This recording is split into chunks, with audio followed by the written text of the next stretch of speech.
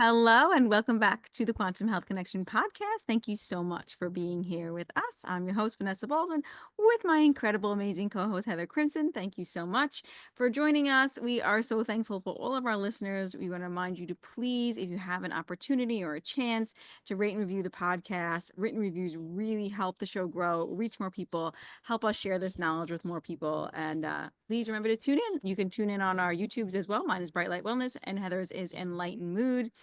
And today I'm really excited to chat with you about this topic, Heather, because it's been coming up for me a lot, even with my clients as well, about our approach to healing and our mindset on healing. Like, are we doing these things and practices, or are we, how are we approaching our health? What mindset are we approaching our health from? Are we approaching it from a place of fear, or are we approaching it from a place of love? And you actually were the one who had me thinking about that. And then I'm thinking about, what do I do in my daily life? Like, why do I do the things that I do? Is it because I'm fearful that I have to, or I must, or somebody told me to, or somebody said I had to?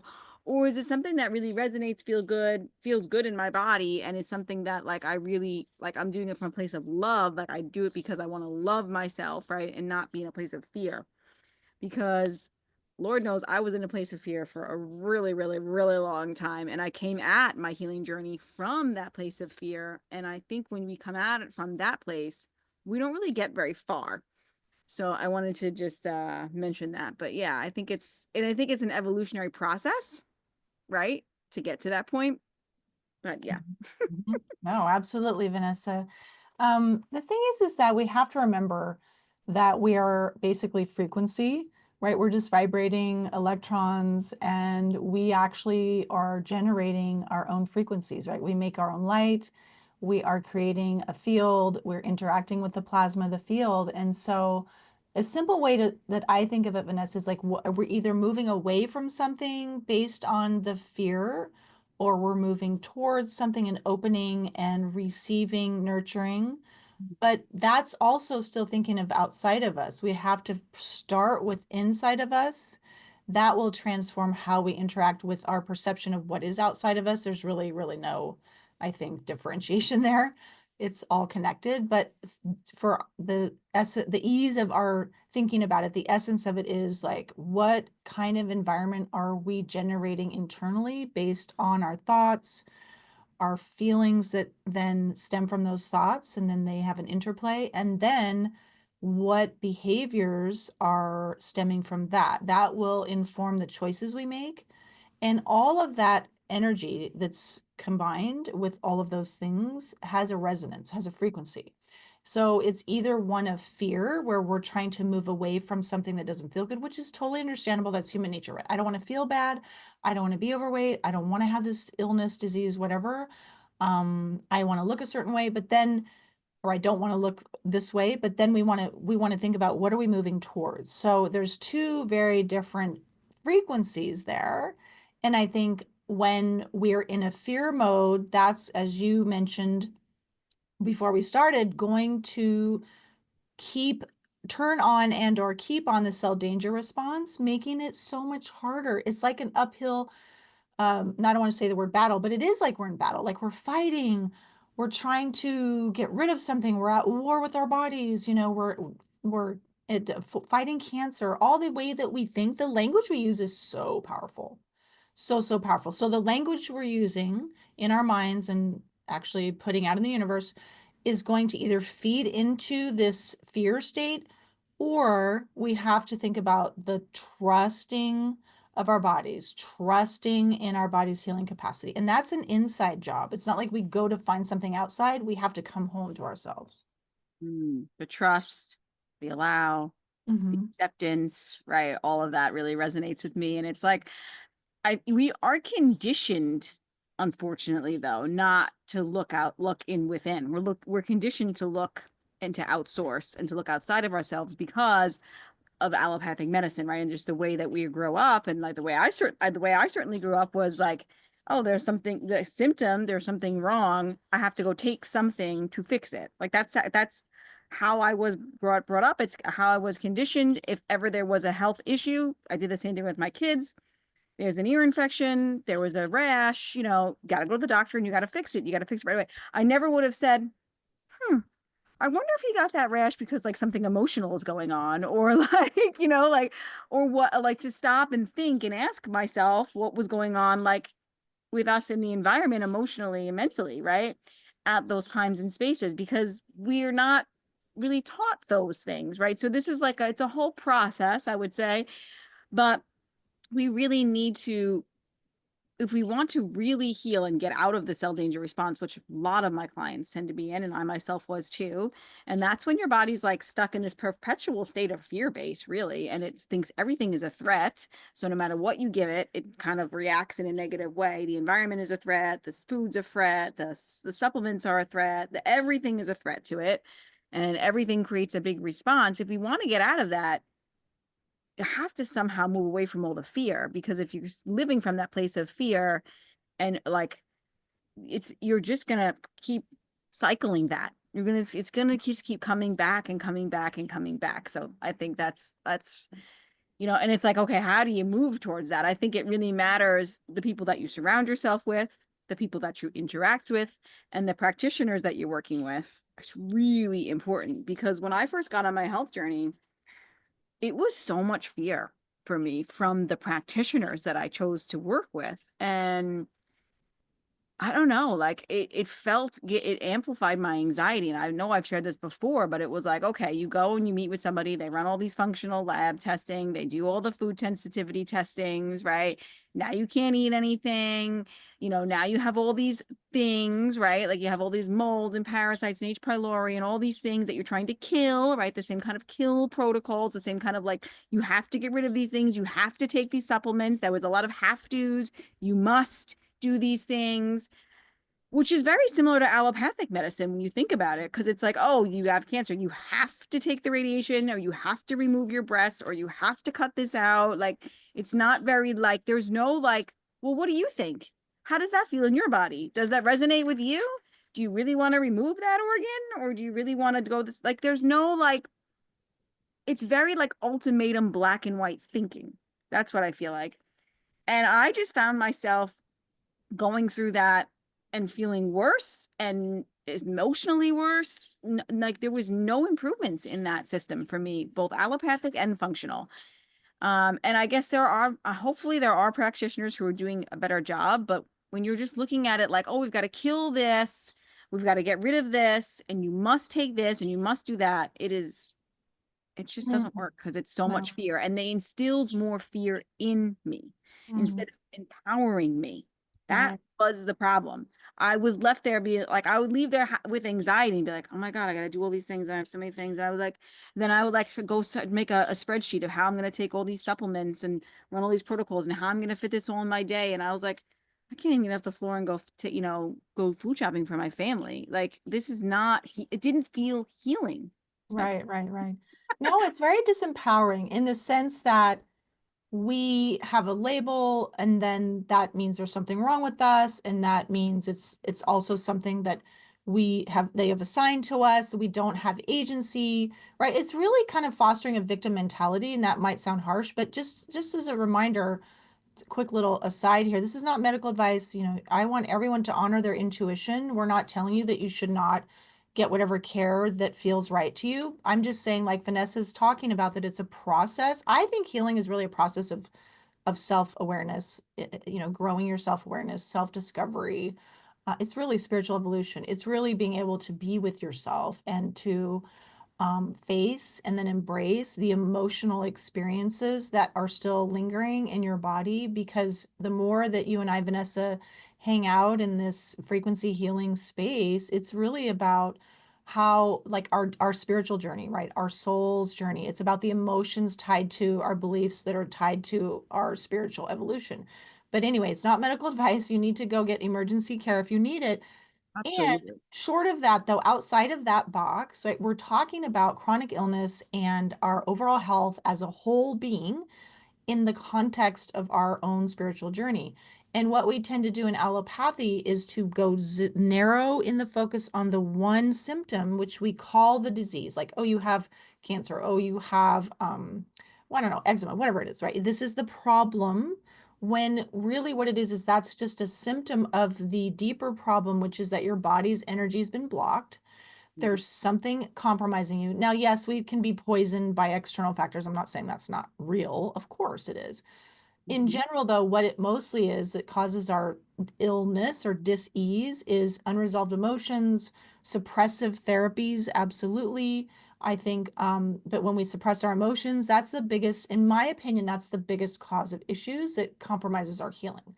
And then next would be the toxins and the suppressive therapies, of course. But the point is that the more myopic we become, the more focused on getting rid of the problem, like you did. Like I did that. I found in my, and everyone thinks they're doing the best they can because they are, right? I was doing what I thought was right, Vanessa. I found an MD who was integrative. She called herself integrative physician. I thought she's the one. She's gonna help me. See, we want to find the savior. I was just gonna say that when you said she was the one, I was like, I would always do that. Every time I found a new practitioner, I'm like, Yeah. oh, that's the one that's gonna heal me. I'm like, now I'm like, Yes. no, nobody heals me. I heal me. Right. Only So, but I, in those days, right, yeah, me invested too. Yeah. thousands of dollars, Yeah. bought the highest quality standard processed supplements. I'm doing this herbal antimicrobial I did the same protocol thing. for my SIBO, my leaky gut. I did the testing. She was kind of dumbfounded, like, oh, you react everything. I'm like, yeah. So she didn't know what to do. Just do the same thing. And it's like allopathy. Here's your protocol, this Yeah. drug. And then for the alternative medicine, functional medicines, like here's your herbal antimicrobials, which I did 3 rounds of those over a course of, 2 to 3 years, and I got nowhere. It just was more restrictive. Now I'm just eating beef, right? And it was absolutely miserable, and I didn't feel better. And I was like, now what do I do? Because you're not actually getting to the real root cause, like you said, which is the mental emotional, it's the suppression on the physical, mental, emotional layer. Right? You have to get to that. And you actually, I mean, again, it's our culture that creates this. People are just looking for that quick fix, that quick pill, right? And whether it's now the supplement industry is this the natural quick fix, right? A lot of times, or the natural way to just get that fix. And it's like my brother and I we were walking, talking on Easter just recently. He's like, if you want to make money, he's like, you just got to like do a supplement market because that shit will sell like crazy. I'm like, ethically, I can't do that because that doesn't heal anybody. Like, I would never do that. But he was like saying, he's like, you would make so much money like that so quickly because if you can give a supplement that's going to be like this magic pill that's going to like support people's healing, they're going to buy it. People buy those things like crazy. I did it. I was like, I was searching for the supplement. I'm like, there's got to be like a magic supplement out there that can just fix me, right? But that is so not going to work. You heal you, and it has to be lifestyle changes, but it also has to be moving towards what resonates and feels good in your body. Because your body knows what it needs to heal. Like that's why we said you are the protocol. You're gonna know if the recommendations that somebody like if somebody says, oh, you have to take digestive bitters or you have to take this, right? Well, do you really have to? Like I don't like the word have tos in the healing community. I really don't. And I don't like the shoulds or, there's a lot of noise and there's a lot of fear-based things. I mean, yeah, okay, of course you want to be in nature and you want to avoid toxins. Of course, right? I'm not saying that everything is wrong. I'm just saying you're going to know what's right for you and the only way you're going to really be able to work on that is by tuning into you. And I will say, the more you are connected with nature and circadian rhythms and circadian biology, the more that intuition is going to expand and grow, right? Mhm. So your intuition will be able to guide you better as you're healing, right? As you move through a healing journey, your intuition will expand and you'll be able to move towards the things that resonate with you, and that will bring you like to the healing that you need. Yeah, so it's looking at, I love all the things you just said, Vanessa. It's like looking at ourselves as energy and a frequency, and the most impactful is, I think, well, twofold, our emotional state, right? And being able to honor our own emotional experience and work with it versus of people are so emotion phobic. Like I've experienced that, well, and even myself, it's like, I really want to have to feel these feelings right now. But people who would come into when I was doing therapy in person, apologizing for having emotions and they promise themselves they won't cry. Like this is an epidemic of emotion, like affect phobia, they call it. And so there's that. So not having permission and having shame around our own emotions which is going to clog up and block the flow of energy in your body. So your body is, it makes it really hard for your body to Yep.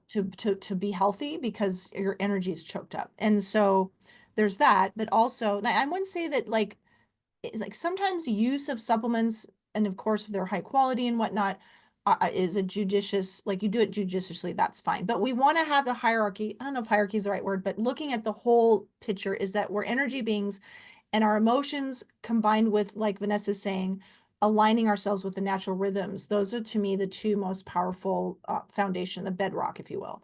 Then you can work up from there. Like I would say homeopathy would be next. And then of course, eating a really high quality diet, but, and then movement, those kinds of things. And dark at night is part of the circadian, like those are the biggest pieces. Emotions, right? So like for example, if you're taking bitters, like I do sometimes, but it's like, oh my God, I'm taking these because I'm deficient, I'm defective, my body's not working. Just giving you an example. Versus this is something that I'm taking to help my body. It's a loving gesture. I'm just supporting and nurturing my, like there's two different ways It's that that you can I do have it. to because my body is wrong and broken versus I'm doing this because I love myself and it supports me and I feel better doing it. There's Exactly. it's just really two ways to look at it. And when I started my healing journey, it all came out of I have to's, somebody told me to, right? Like it was all those things, not like never checking in and seeing if it felt good, right? Or if it was actually working. Yeah, I have no problems with digestive bitters. I think that they can be very supportive, right? Totally, 100%.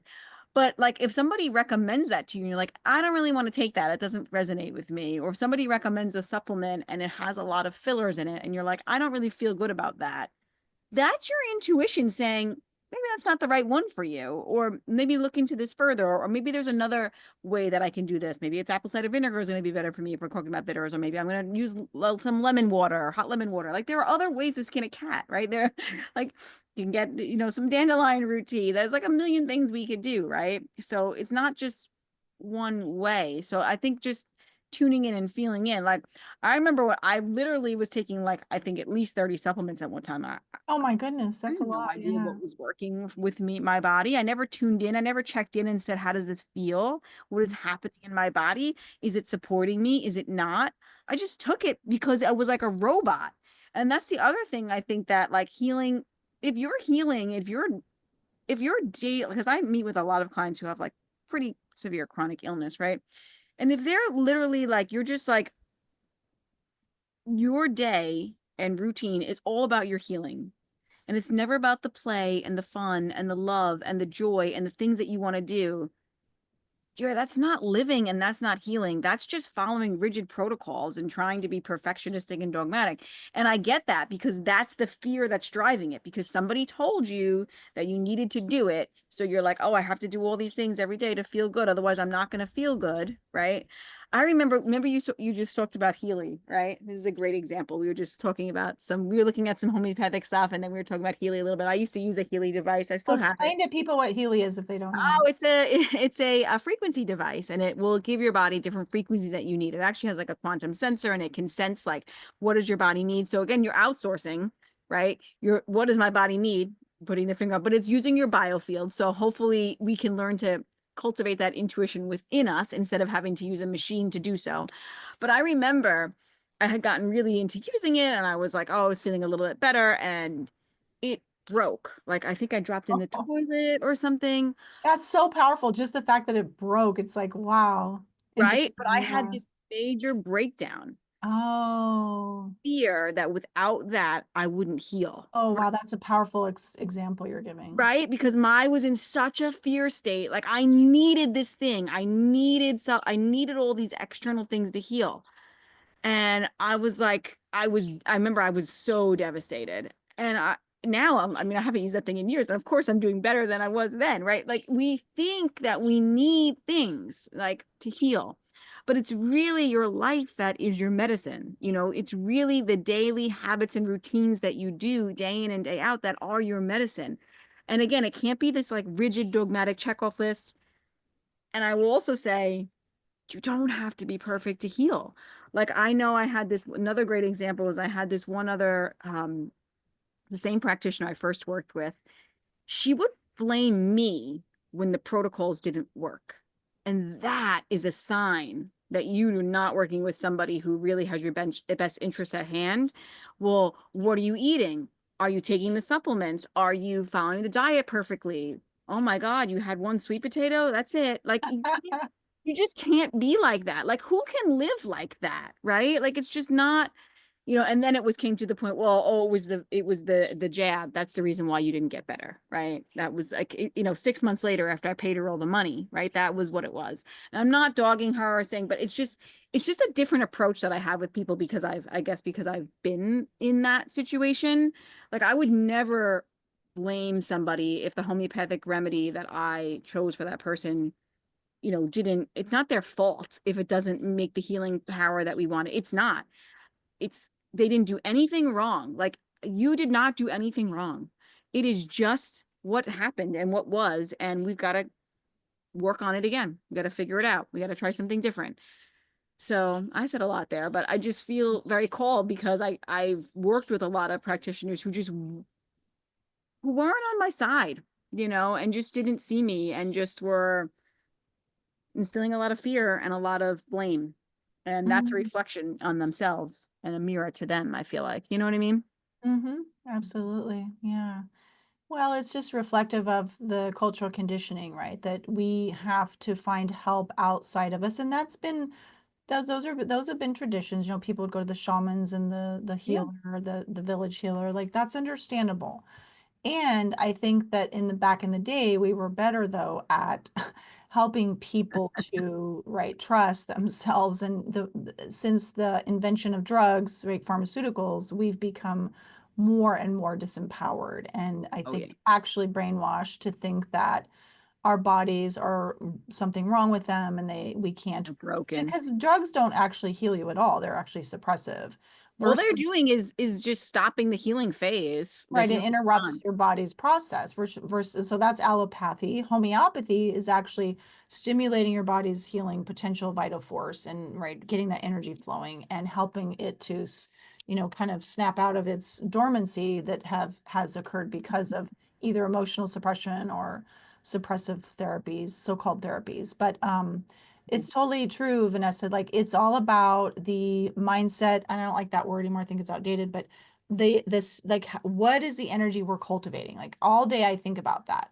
No matter what I've been through, and I've been through some really gnarly stuff, it's like, how am I actually feeling in the moment? I have the choice. I have agency. I think the more empowered our way of thinking, feeling, being, and doing is, the more our bodies become unlocked. Because when I was at my lowest, like you were talking about when you were at your lowest, I couldn't see, like I couldn't access my intuition. I was so desperate.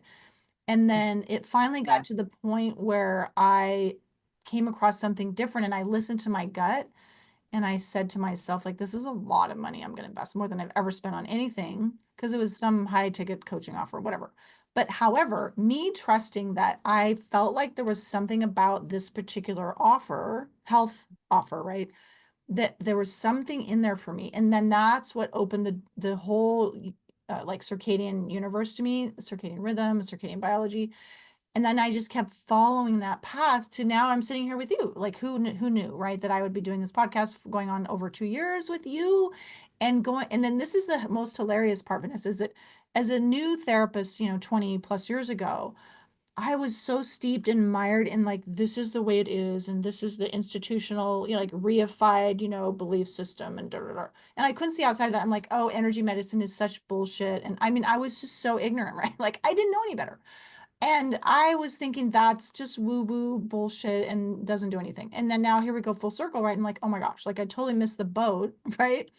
And here I am in the whole system of the DSM and all that awful stuff. And, oh, I have to, it's ethically mandated that I refer people for med evaluation. I mean, it's just awful.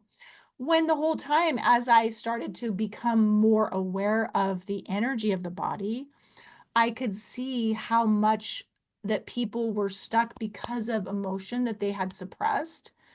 Yeah. And literally, I could see their bodies when I was doing the somatic trauma work bear down and like push it back down. And they Yeah. would tell me they were doing that. Oh, it's down here now. And it was wanting to come up and out. Now, this is energy. So I wish that in the therapy world we could get out of this mentality of like, I mean, there's some progress. Let me just be fair to it, but like we have to medicate you. There's something wrong with you. No, there's not. It's that your energetic frequencies are not flowing. They're not working the way they should be. You're not able to access your own healing potential because you've been conditioned to think there's something wrong with you. And then the thing about when you said you go to the doctors and they're like, oh, they blame you. Same thing, right? Oh, it's psychosomatic if you haven't healed your thing because our interventions have failed. They're not going to say that. Here's the thing I think is true. For people with chronic illness, and you can correct me if you think I'm wrong, when you've tried all the things, right, Mhm. there's some kind of emotional block or emotional reckoning that has to happen. And that's the spiritual crisis. Like I have to surrender to Surrender. whatever the Surrender lesson is the is, word. the lesson that the universe, God, whatever is offering me right now, and start to trust and then follow my inner knowing, as muted and as quiet as that may be at that time. Trust, believe, surrender, accept. These are the words. These are the words that are coming up for me when you're talking. But yes, 100% all of those things. It's unfortunate because it's the way that we've been taught that we must do, that there's something wrong, right? And we have to get rid and we have to fight against, like we were saying before, right? So it really creates that resistance. It creates the resistance, right? When we're living from that. And that's never going to be the way to get to the health that you're desiring. And I love that you said that you just like I think my intuition did guide me to like a lot of different things, and I moved on from things that weren't working. Sometimes people say, oh, you move on too quickly or whatever. I don't really think that was true. It was just not resonating like with the person that I wasn't getting anywhere. It wasn't resonating. um and then it does, like, eventually you found what was supportive, right? And then it led you on a whole journey. And the same thing with me, like I found circadian biology as well, and then I found homeopathy, and it led me to all the things that I'm doing now today. So I do think that there's a purpose and there's a lesson in every step of the journey, of the healing journey. And I was really, funnily enough, like I was not shut down to any kind of energetic medicine, even from the get-go. Like when I first started on my healing journey, I was doing allopathic medicine, but I also was seeing acupuncture. And I also was like doing journal speak, which is funny that somebody just brought this up to me recently. And I was so upset that that didn't help me at that time either. I was doing, I don't know if that's you might know her. What is her name? Nicole Sachs. She has a book. So I think it's called The Cure for Chronic Pain. I don't know. It's you're moving through emotions. You're supposed to move through emotions. And but I also think that when I did that, I think the reason why it didn't work because it's to help you process emotional trauma. Basically, it's a journaling that you're getting into, like your inner child, where you're doing a lot of journaling work. But at the same time, when I did that journaling work, I wasn't, like, my circadian biology was not aligned. I was still really depleted. So I wonder if I would have done that first and then gone to that, how that would have went. You know what I mean? It's just something I'm just contemplating right now as you brought it up. Because I feel like you do also need enough energy, like you need to have energy to move through things, is my point. Mhm, mhm. Because when you're so depleted energetically, when you're living a, indoor environment and you're under all the lights and you're, staring all up at night at your phone and all the things, right? And you're just eating crap food and I wasn't at that time, but I'm just giving an example, right? You're just so depleted energetically. It's hard to move through the tougher stuff, No, right? absolutely. Mhm. So maybe I couldn't get to it because I couldn't access it because I just was too energetically done. When we Maybe. think about redox before detox, you have to increase your voltage. You have to Yes. actually like optimize your circadian rhythm and do a lot of earthing, grounding, because emotions are such intense energy when they move through us to metabolize that Yeah. it really zaps us. And I think people are scared of the emotions because they feel so intense, and that because it's just like an energetic explosion in our body to feel the energy, but it's very temporary, right? It's just the more we resist, the more that the energy stays stuck inside of us, and it starts to come up when say you're watching a movie and you get teary or whatever, or you're starting to really have someone see you. I think the witnessing is really powerful. Yes. That's the relationship, right, of the I thou. Then we see someone who's witnessing us, then we can see ourselves more easily, but then all that comes up. And so just to trust that it's going to just move up and out and you're not going to fall apart, you're not going to be on the floor for days wallowing. If you are, who cares, right? I mean, can you let yourself be human? Right, Yes, we're so yes. scared of our humanity, but then it moves through you and you're now then that energy that was trapped can start to flow and metabolize and and then your body has access to more of its own energy. If we're too depleted, I think we brace against that because it feels overwhelming. So that's why I'm saying you got to have the bedrock, the foundation of increasing your voltage so you have more negative electrons so that you have that resilience to then be able to be open to allowing the emotions to flow that have been hanging out and you're emotionally constipated and blocking your energy flow, right? I like that.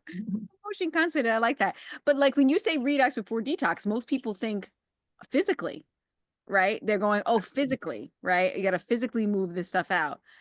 But it's also redox before detox for the emotions to move because, like you said, it's just this powerful energy that has to move through you. And I do agree with you with that. Like that makes a lot of sense. It's like it will feel if your energy is too low and your voltage is too low, it's going to feel too overwhelming to move through those things. And you're going to be like, oh, I just can't do this. It's too stressful. It's too much. I don't want to. Like, I mean, homeopathy can be extremely valuable and powerful there as well to help you move through those Yes. things. Mhm. But yeah, I don't think people think of it that way, the emotional detox. And I feel like that's even more important than the Yeah. physical detox. Yeah. And I It's don't know driving the physical.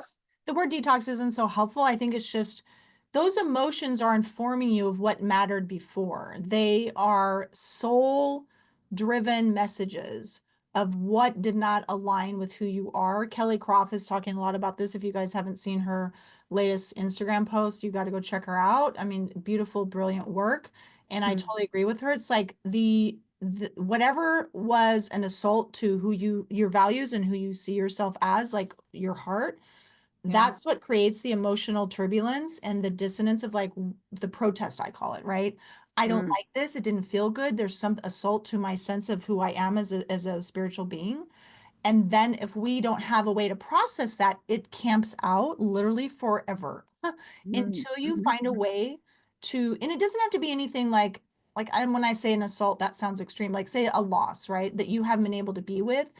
And it's like, it's just pain. It's not always an assault to, who you think you are, but it's just like either loss and or an offense, something that didn't feel good, right? So it's about being able to, again, trust that your body wants to feel that so that it can release it. That's it. And our mind gets in the way. This is bad. I'm weak. it's, being vulnerable is dangerous, right? Having feelings means there's something wrong with me. It's like, wow, we've really screwed ourselves when it comes to our emotional well-being because this whole thing of like, well, there's a physical experience and then there's the emotions, and they never the twain shall meet. It's like, no, no, no, it's all together in the fabric of your body and it's all energy. And how to work with that energy. That's why I was saying, like, when I was early green therapist of this, dismissing the energy therapies, it's like, wow, this is where it's at, is being able to help your body, whether it's through homeopathy, which is amazing for mental emotional mhm. box, if we want to call it that, and or circadian rhythm optimization of the little like electron energy of our mitochondria and whatnot and our exclusion zone water. Either way, you have to find a way to befriend your energy nature that you are in order to sort of open up yourself to healing potential. Yeah, well said. You're such a wise woman. I love it. I Well, love thank it. you. Because it is all about that. It is. And, I think pay attention, like if you're listening to this, like pay attention to what keeps coming up in your field, right? Like and what resonates and feels good, like what to move towards. Because I really think that matters, right? Because I think like I said, your body does know what it needs. So, and a lot of times it's almost like the universe will deliver those messages to us when we need them, right? So like pay attention to that and like see what's coming up for you and slow down. I think we have to slow down more enough to receive, which I think is hard in our modern world. And we don't have the time and space to receive because we're always so busy and always so going, right? So we need to slow down and allow to receive what's coming into our field, and then think about if it resonates. So yeah, I would recommend doing those things. And then yeah, just move towards that and be open to new ideas and be open to new ways that you maybe didn't think about before, because could bring you really good healing, you know? Yeah, absolutely. I just Yeah. want to make a clarification, Vanessa, that I don't want people to think if you guys who are listening that you should not feel fear. Like that is not what we're saying. We're saying Yeah. that fear is an absolutely critically important messenger from a survival perspective, like if there's literally a physical threat and whatnot, but that Mhm. we want to think of the distinction between the physical assault and then the emotional fear territory. Mhm. So when you feel fear based on just like a relational stuff, right? That's what I'm talking about, or Mhm. work stuff, or whatever the case may be. Yes, it's not like you're in immediate danger. We're talking about all the rest of that psychological fear. And the distinction is that, yes, of course, there's going to be fear. You're going to experience, something, but let's make that distinction between true fear in the moment for your well-being versus anxiety. So fear becomes Yeah. when not responded to or heeded properly, like what's going on, like your awareness in your body of your body sensation and how your body's holding this fear, like then being able to be with it and work it through. There's what's the message, right? What is it that's I'm not aligned in my life with right now? Is it that I need to do something about my relationship stuff, my career, whatever it is? So that's how we want to use the fear. If we don't address and work with those messages, what happens is then it turns into anxiety because it just festers. And now we have the cell danger response.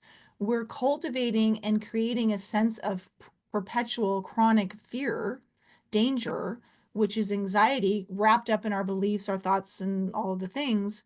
That's anxiety, right? Fear in and of itself isn't a bad thing. It's necessary. Like we need to have that sense of fear to inform us of what's good for us and what's not so good. But when we don't understand the nuances about fear versus anxiety, right? And we're not heeding like, oh, I have a message coming in about something not feeling good. What is happening? So you're increasing your awareness Mhm. versus trying to get rid of the fear or not getting the message clearly, then we end up with this whole constellation of anxious behaviors, unresolved, issues. That's the distinction. So it's not that you shouldn't have fear, it's that how are you responding to your own bodily sensations that are telling you that something's amiss. Right. With that fear, we should have it, and then we should move through it, and then we should move on. Right. And a lot of people who are in a chronic illness journey, they're living in that perpetual state of fear. It's like their body is literally always running from the tiger.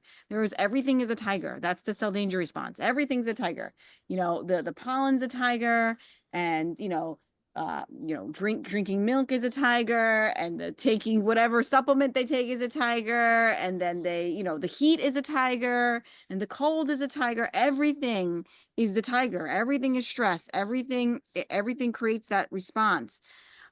So we have to somehow figure out a way to move away from that. And it becomes, like you said, if it stays in that perpetual state of fear, it does come into like deep anxiety, I would say, for sure.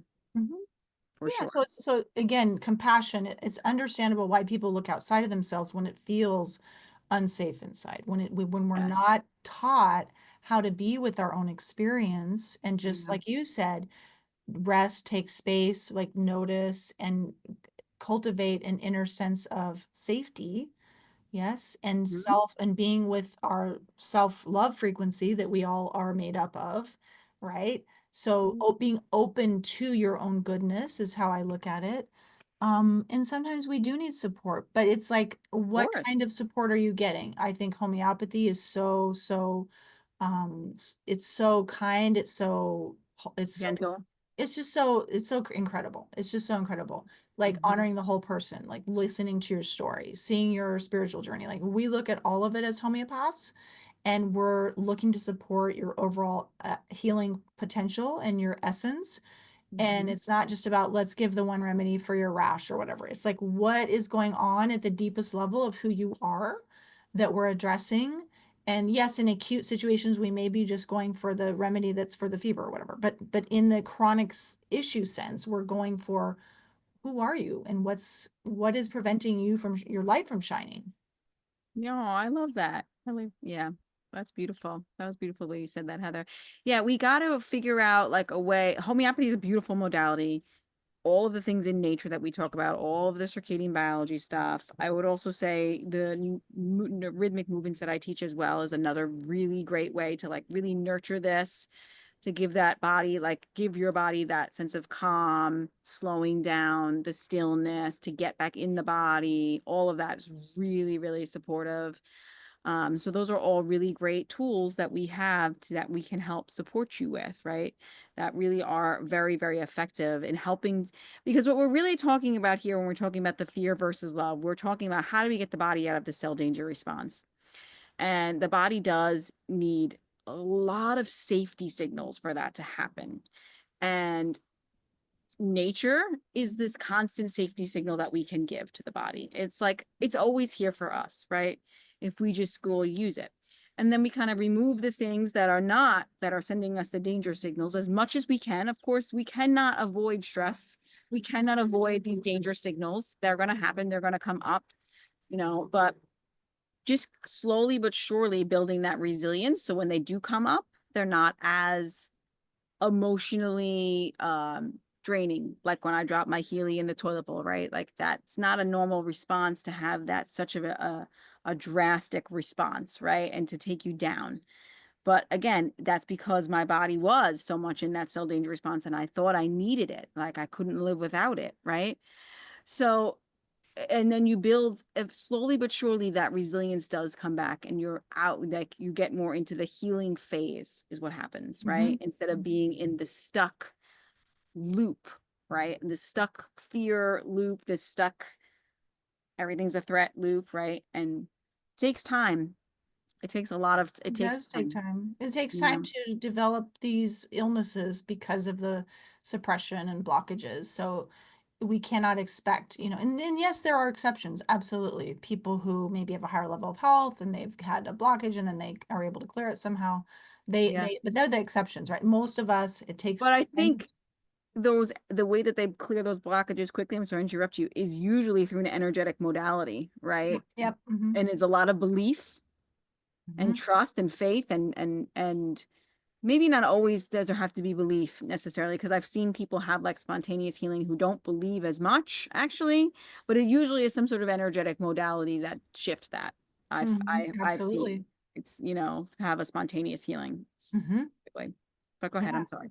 No, you're fine. Mhm. But absolutely, it takes time for the layers of suppression to release and Yes. for you to develop a relationship with yourself, for you to Mhm. start to trust yourself. And that's really, I think, the crux of it is trusting your body, trusting yourself, that we're here to have in physical bodies to have a spiritual experience, right? That's it. So Mhm. it's also you have to just think of like a lot of times, right? People in their healing journeys, Vanessa, as you know, they make huge changes. They might leave their career, they might move to the country. They might get rid of their Wi-Fi. Oh my God, forbid. Done that But one. you're going to be going against the grain, so to speak. And that to me is empowerment because to be able to question the way things are, I think is super important. Like, well, why am I doing this? Why am I watching TV till 11 o'clock at night when I always feel like crap the next morning? So you really are having to, not having to, but invited to, I think that's better. It's Yes. think about it, you're being invited to kind of re-examine what everything that you do and the reason you're doing it. So that's what I mean when I say a spiritual experience. Yeah. It's just so funny that you brought up the Wi-Fi. It's funny, like even when I did that out of fear. Like, oh, I have Mhm. to.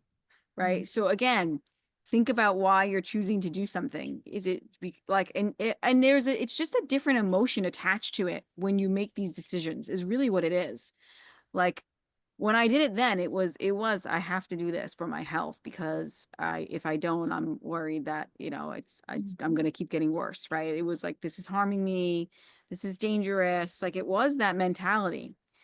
Um, so yeah, I question that a little bit. Like not that you shouldn't remove Wi-Fi out of your home because and you shouldn't go against the grain. You should. Like I like not you should, but think about if that resonates, I should say.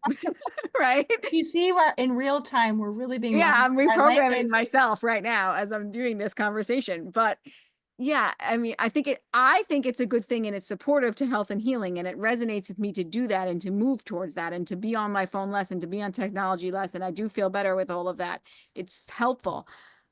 But it is a reframe of why you're choosing to do something. That's what I mean. Um, that's what I'm trying to aim at bringing that message forward is don't choose to do something because you're fearful that if you don't, your health is going to suffer.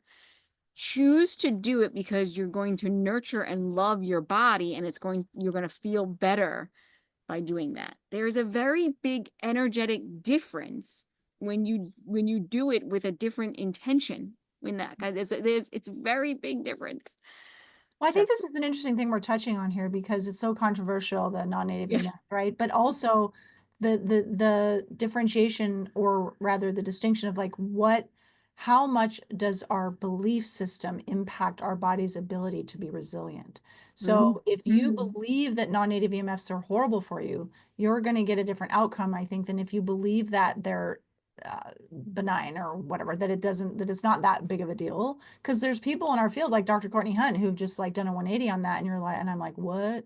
I start to get that cognitive dissonance of like, well, how is this somebody who's Is so, she still not worried about them? I don't think so. I haven't checked I on don't it. follow her very much anymore. I just was curious because I think she actually got into artificial light and that's bad for you. Oh, So, wow, that's so interesting. But see, but the thing is that, it's the people who lived 105 or whatever, and they've smoked every day and ate sugar or had a Coca-Cola every day. It's like, okay, mm. well, what was their specific, genetic makeup and their specific, The emotions emotional, behind that, yeah, right? emotional state for their whole lives. I think we have to look at you as a whole person and what you're like, what's going on, right, for you. And maybe non-native EMFs are worse for some people than others. And I think that's like, it's so controversial for me to say on our podcast because we've done episodes, Vanessa, on non-native EMFs, and there's so much in the circadian realm of like, oh, these are the boogeymans, right? So, but I'm really curious because, I have everything cabled, but to be honest, it's a pain in the ass. It's like, it would be so nice to have the Wi-Fi and the earbuds and all the things like I used to, and then the Apple Watch that I got rid of everything. I I'm got not rid of it saying too. I'm not saying you should do that. I'm saying let's be curious and let's notice how your emotional state of mind and the physical experience of those emotions influences or impacts your health insofar as how you're interfacing with everything around you. Right, right. Because the That's all. fear is worse. The fear of those earbuds and the Exactly. fear of the Wi-Fi is worse than the real physical aspect of Mhm. that. Mhm. So, I mean, I got rid of my Wi-Fi and my earbuds and my Garmin and all those things, and I did notice my sleep improved and my I helped it Oh, make improvements there by you getting go. rid of those things off of my body.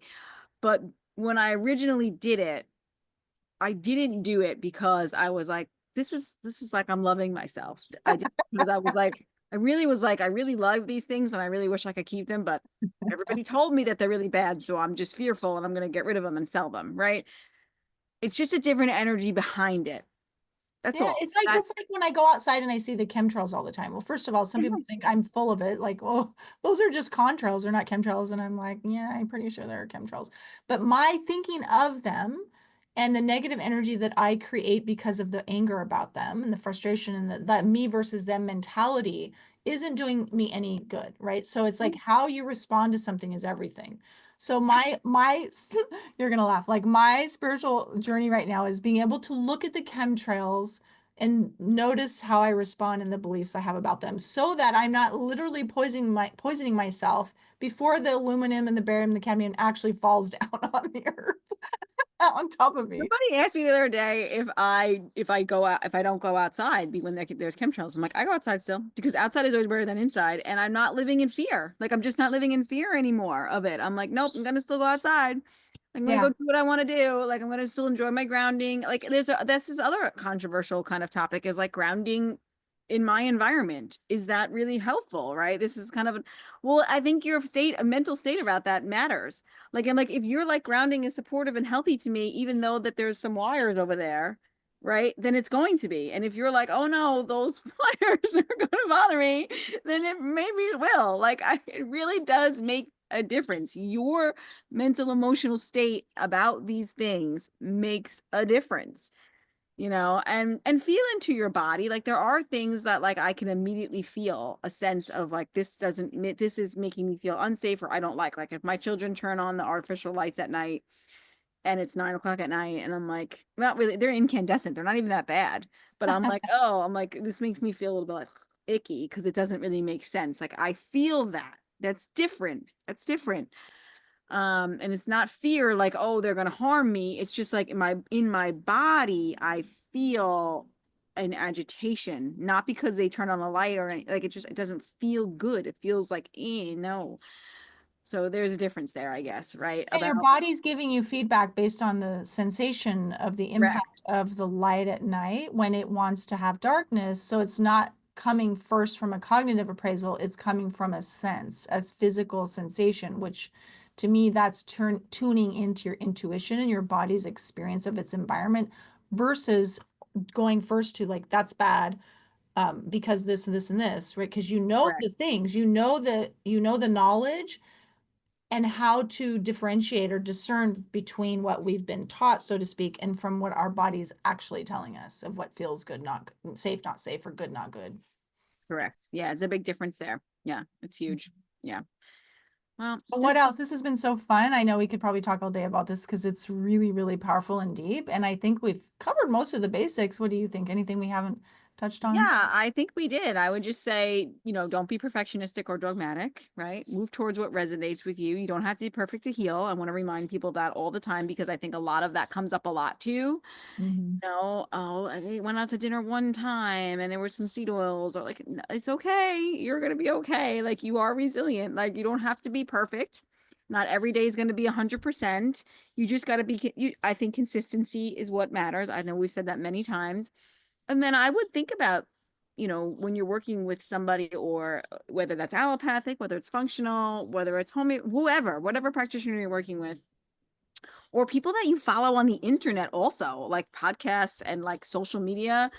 A lot of times people put the fear-based stuff on the social media because why? Well, it gets people's attention. Yeah. And it drives up their numbers, right? Mhm. So just be leery of those things and notice how you feel in your body when you listen to them. Like don't be afraid to unfollow. If it's me and I'm creating fear, you can unfollow me. Like I try not to, but like don't be afraid to like unfollow, or like if that practitioner is blaming you, shaming you, that's not right. Like I was definitely blamed and shamed by practitioners, and I'm like it was my fault that I wasn't healing. I didn't follow their protocols good enough, right? Like that's not acceptable as a healer. Like that to me as a healer, how could you ever, right? Like that is anti-healing. Mhm. Oh, my frustration. Maybe I have to move through some of that, Heather. Let's look at that. Yeah, move towards what resonates, move towards the modalities that resonate, move towards people who are coming as from healing as an approach from of love and radical acceptance and trust, and not fearing you into have to's and shoulds and this is the only way and black and white thinking, because I think that that's not ever true. Yep, yep. Let's look at that. So if you guys want help with that, book a session with me or Vanessa Yeah. to look at your overall frequency condition, like frequency picture, I guess I would call it, and we can Mhm. evaluate or just have that discernment. Let us help guide you and help you to see what it is that you're manifesting, generating for yourself energy wise. And Mm. to start with the basics, I like to start off just very gently. And if you're very new to all of the field of circadian biology and homeopathy and all the other things, to start off where you're at so that you can have success and you can start to feel the difference in the choices that you make. Meet people where they're at too. That Yeah. is so important. It's so Mhm. important. Yeah, you can book in with me for homeopathy. Homeopathy is so great for the mental emotional sphere. It really is. And the mental emotional sphere is really what's usually driving the physical pathology. So that's why I love it so much. And we got to increase that voltage in some capacity. What feels good to you. And we can always it's never black and white. We can always be nuanced. We can find those shades of gray and we can figure it out. And I would say if you're in the cell danger response, I mean, of course, everything that we just mentioned, the homeopathy, the circadian biology, but the rhythmic movements that I teach are really, really supportive. And I myself still go to them when I fear that fear coming up or that anxiety or the overwhelm or whatever, because I'm a human being with a human experience who has things come up, right? These, like Heather said, it's not like these emotions should never be expressed. It's how do we support our body to move through those things, Mm-hmm. right? Yep, So excellent. yeah, we look forward to supporting you guys, and thanks so much for tuning in. See you next time.